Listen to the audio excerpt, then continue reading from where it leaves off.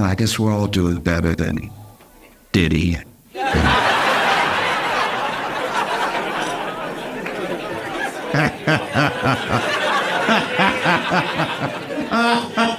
Oh, what a week. All right, if you don't know, I'll try to bring you up to speed very quickly. Basically, Diddy has been the devil for decades. And it's really only this year that everything's sort of coming to roost, right? It sort of started with a lawsuit brought by his ex-girlfriend, Cassie. And, in the lawsuit is detailing horrific things you will not, you will feel sick if you read the lawsuit. And Diddy said it was all a lie. Just nothing but disgusting lies about his character, and he settled the lawsuit the next day. I don't know about you, but I've never been lied on so hard that I was like, you better stop lying about me. I will pay you as much as you want for you to stop telling me all the stuff I supposedly did. I want to make sure that this is, how much does the check need to be? It won't be in escrow. It'll be in a check form in the morning. But I will pay you as much as it takes for you to stop lying before people start looking into what you said because everybody else is saying it.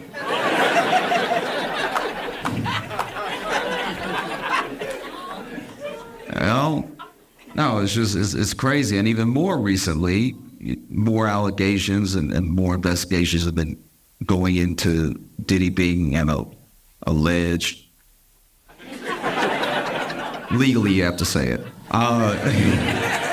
Being an alleged sex trafficker and everything to the point where, this week, the FBI raided all of his houses. All of his houses at once, just to make sure, every single one, at the same time, make sure he wasn't house hopping or anything, just going everywhere. They grabbed all the homes and the homies, and they pulled everybody outside, and it was truly astounding to watch, because if you've ever watched, I watch a lot of news, so I remember, the Roger Stone raid. Anytime the FBI or Homeland Security does a raid, it's a weird hierarchy that you notice, because they'll show up to do the raid, right? So FBI or Homeland Security, they'll be fitted up, right? Top to bottom, they got the AR-15, they got the vest on, full body armor, they got the boots, they got the helmet, and then sometimes they actually have backup. Backup is SWAT. So then SWAT is also there dressed like SWAT, and we know what SWAT is dressed like. And then it will just be the regular police. And it kind of made me feel bad for the local police because, imagine you show up to work and all your coworkers look like Call of Duty that day. And you just have to show up with your chest. That's unfair to them. If I was a cop, I'd be like, y'all ain't got any extra ARs in the trunk or anything. I can't hold something. Y'all just showed up all prepared. Y'all said he dangerous. You know what? I'm gonna wait next to the car. That's what I'm gonna do. Y'all, this is bull. I'm not doing. And truly, watch any FBI raid. All the local police are next to the cars in the street. They're like, no, they gonna get him. They gonna get him. Oh, you better watch out, cause they coming. All right. But yeah. They raided all that dude's houses at one time, pulled people out, were interrogating people, were trying to look for stuff in the houses. And meanwhile, a lot of people have been waiting on Diddy's downfall for a long time, so they track his movements. And I want to take a quick second, because a lot of people, as this is mainly a black thing, knowing about Diddy. It feels like the world didn't know. But black people, we knew. We were like, nah. Something happening with him that seems off. I don't know if I love that either. That's just been us for 2 decades with Diddy just being like, did y'all see that? You know what I mean? And so a lot of other people are catching up. So then there are things, when anything like this comes out, there are things where people ask, why is everybody talking about it now, coming forward now, stuff like that. I want to be clear. Diddy is not like a Harvey Weinstein in that way, right? Because with Harvey Weinstein, everyone started coming forward, and then people were like, why didn't y'all say something sooner? Look at him. We would have believed you. Like, we don't do a good enough job of believing women, but with Harvey, I'd be like, whatever y'all say he did, he did. I can just see it from his build that he did whatever.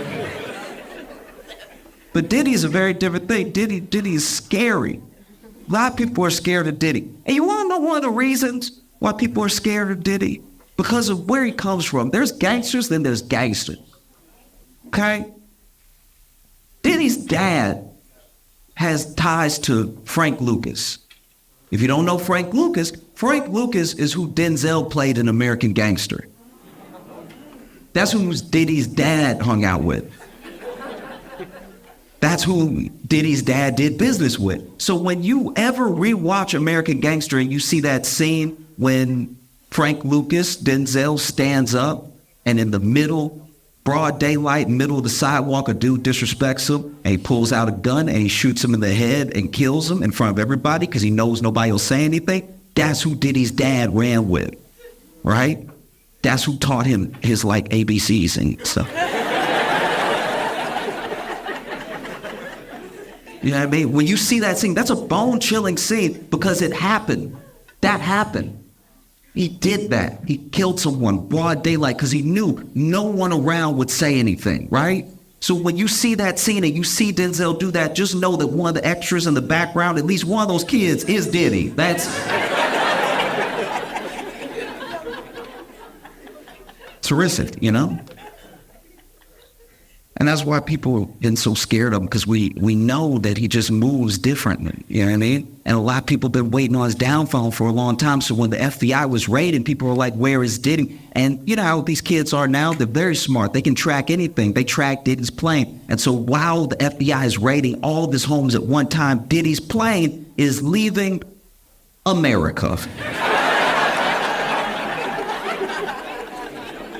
And I don't mean getting fueled up. I mean, the plane is over just blue. That's the ocean. The plane is gone, right? And the plane is headed for Antigua. Now, Antigua is still extradite. So a lot of people are like, why would he be going over to Antigua? Then other people said, hey, maybe he's landing in Antigua because everybody knows that's his plane. He's going to land in Antigua. He's going to get on a friend's smaller plane, and he's going to go to a country that doesn't extradite, like Bali, right? So then that plane lands in Antigua, it comes right back. When it lands, turns out Diddy was never on the plane. He was in Miami the whole time. This man is a terrible rapper and an incredible villain. I've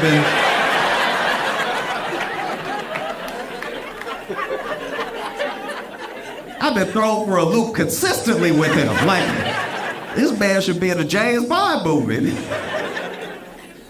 You know, a lot of people are just waking up to how Diddy is, you know. We knew. You know how you know that we knew? Diddy's the only black billionaire we didn't root for. It's a very big deal when you get a black billionaire. We're always like, he did it. You know, I remember when that guy, you know that guy that gave the commencement speech at Morehouse, and at the end of the speech he said he was going to pay for all the kids' student loans. That moment went viral. It was crazy. Kids were crying and everything, jumping up, screaming. I looked it up. I found the guy. His name was Robert Smith. Turns out he's a billionaire. He didn't give me any money, but I was at home like, we got another one. Diddy became a billionaire. We were like, good for you.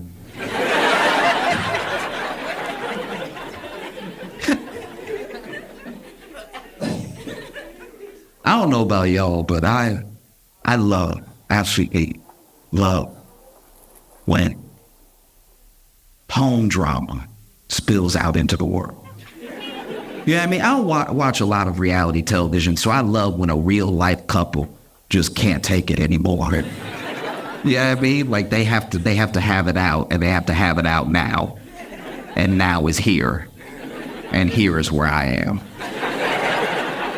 So I get a free show. You know? I think it happens a lot in New York City because we don't have space. Like, y'all have real homes here. Y'all can be like, we will discuss this later.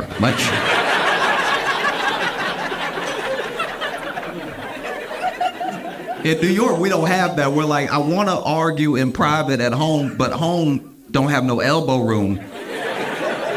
I want to argue where I can move a little bit because I'm passionate with my movements. Now, if I'm arguing at home, one time I was arguing at home and I went like this to be like, oh, wait, just like to hold it up. And then I hit my elbow and there's no way to look right when you just stand there like,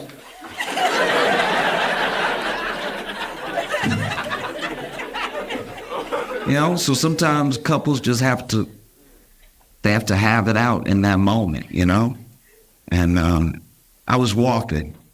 I try to do this at least once a week. I was on a walk with no AirPods in, right?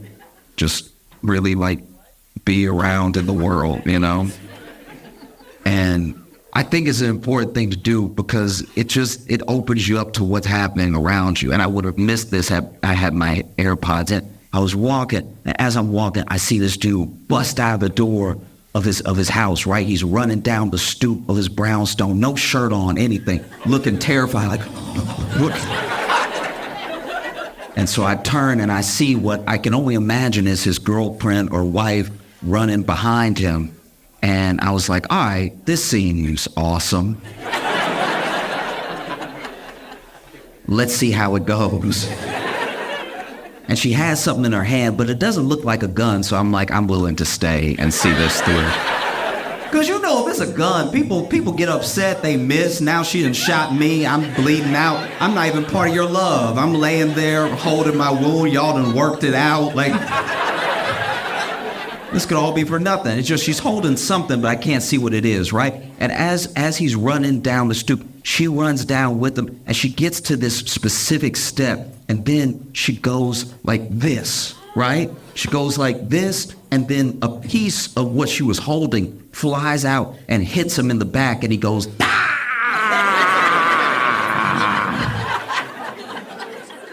And then she lets go of the other thing that she was holding. It slides down the stairs, and when it slides down, it's close enough for me to see. And when I look, it was the sleeve of a Hot Pocket.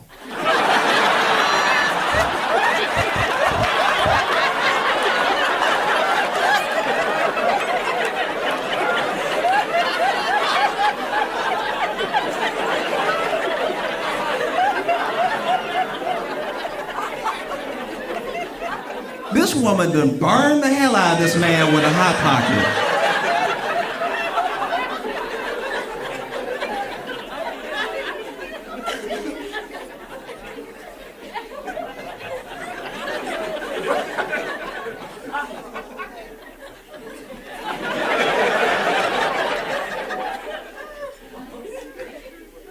In the known universe,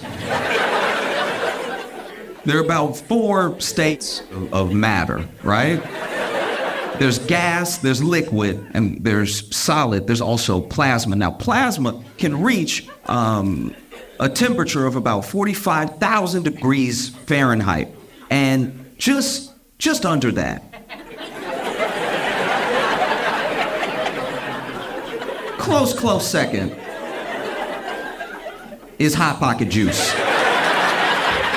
Hot Pocket juice must be studied. This will burn your soul. Hot Pocket juice is far too hot. It is absolute insanity, okay?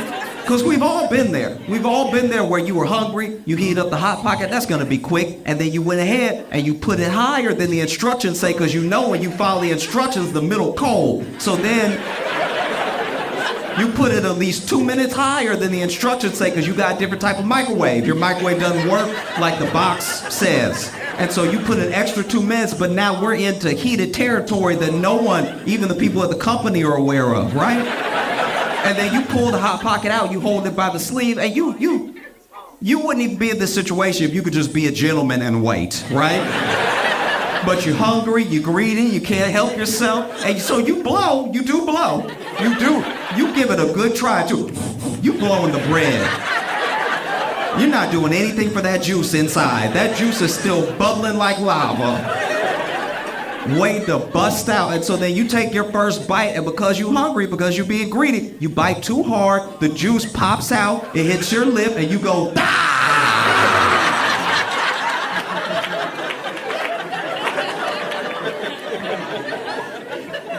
Now you coughing because steam coming out of your mouth because you got the corner bread in your mouth with all the juice burning everything.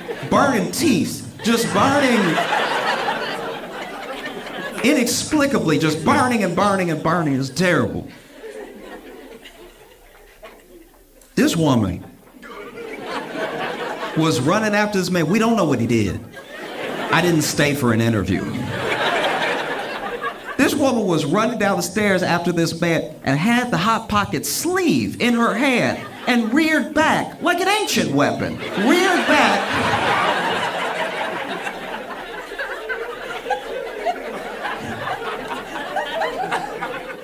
And flung the Hot Pocket out, flung it like she had done it before. Like, she must be burning him weekly to have this sort of aim. If this was a game show, I could never sling it and hit what I wanted to hit. And she hit, not only did she hit him in the middle of the back. She hit him in the spot. So it's in just enough of a position that he can't really reach it. Like it's not here as not here. Like this man is fighting for his life right now. She done gave him 32nd degree burns. And my man's like, ah! And I want to help, but I'm like, I'm not going to burn my fingers. Like, and then I had never stopped walking the entire time, but I did take off into a brisk jog. Because as he was holding the railing of his stoop, I saw her lift another Hot Pocket. I was like, let me leave before I witness a murder. And look, this is the other thing too. We can't discount how filters make us feel, how social makes us feel, and that goes for all of us, and how much we see ourselves more than our grandparents saw themselves, especially more than our great-grandparents saw themselves. Like, mirrors had been invented. But you didn't really see yourself 24/7 like you're capable of now. Like our great-grandparents didn't have a phone to try to take a picture of their friend that they lifted up, that the phone then betrayed them and was on selfie mode way too close to their face. So close to their face. No one should have to see their face that close. That's not how we were made. Even when you look in the mirror, you don't go nose to nose with the mirror. No one should see us that close. I feel like that thing, when you're this close, this is crazy. I once opened my phone, went to take a picture of my friend, and scared myself. Because I wasn't expecting to see me. I had already imagined what the picture would look like. So when I saw me, I was like, oh, geez. And then I realized that this close,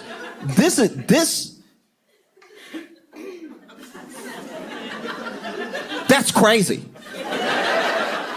This is what my girlfriend sees. That's insane. No one should see you this close. I feel like this and how we look when we're this close to our face is probably why we close our eyes when we kiss.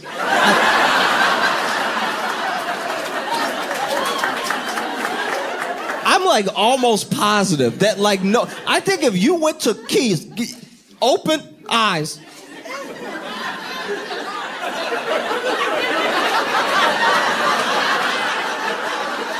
I think here, making that type of eye contact, one of two things happens. You decide not to kiss, or one of you explodes. There's no way that anything else happens. Oh, Cash Patel over here got hacked. He got hacked by what seemed to be Iranian hackers. They broke into basically his private stuff. His not his government profiles and everything. This is just his even before he was ever FBI director. And it's his emails and some of his profiles online and everything got hacked. Do you know how embarrassing that is? He's the FBI director. It would be like if you were police chief and you went to do a press conference, and you looking around like, y'all, who took my gun? Who took my...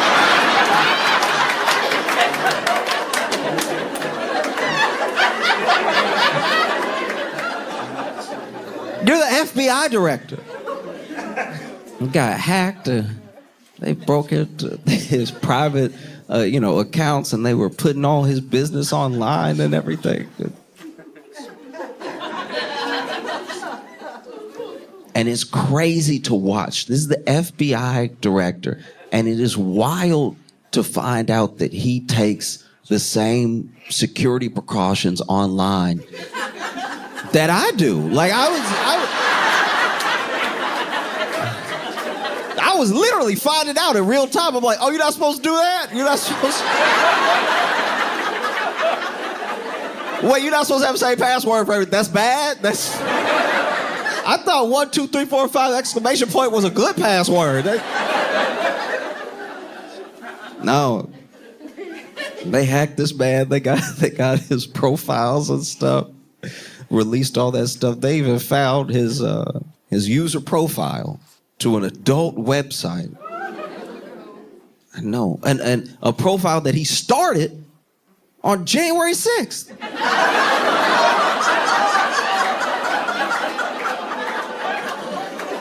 Not that January 6th. It was no, it was a totally different year. I had the same thing. Initially, I was like, huh? Oh.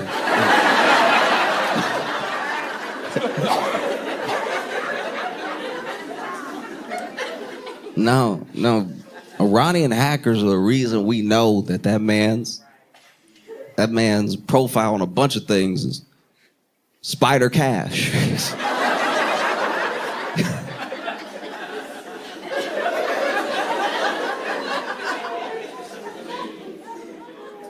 Some of these details, I'm not gonna lie, almost made me feel bad for the Iranian hackers. Imagine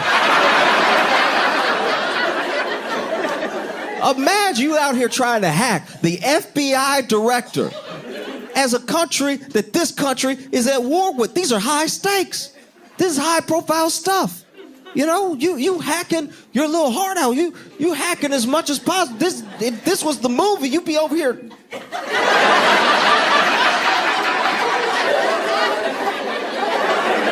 I don't actually know how to hack. I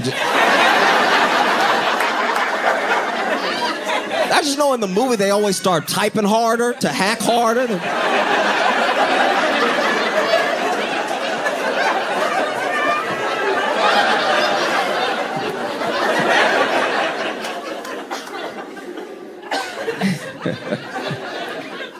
And then you in the middle of hacking the FBI director for the United States. And the middle of your hack, you see some stuff, they go, ugh! Like,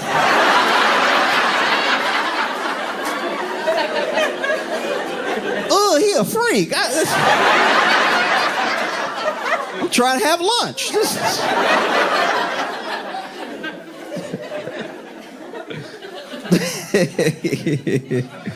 No. It's the FBI. This is embarrassing. Not saying the FBI was doing like a whole ton of good before Cash got there, but like, I don't know.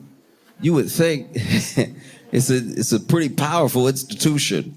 And now the director is somebody that we don't really trust to do anything. That's rough. I can't get over it. The FBI. What a fall. Used to be so powerful. Used to be so influential. You know what I mean? Like spoke like these spooky feds. Used to wonder. Used to have conversations and you're like, are you a fed? You know what I mean? It would be high profile stuff. There'd be like gun running. There'd be drug deals and stuff. Are you a fed? How do I know you're not with the feds? I'm sure now criminals are like, I know you're not a fed. I don't even know if they have funding anymore. I'm pretty sure all the feds have to push the jet to get it started.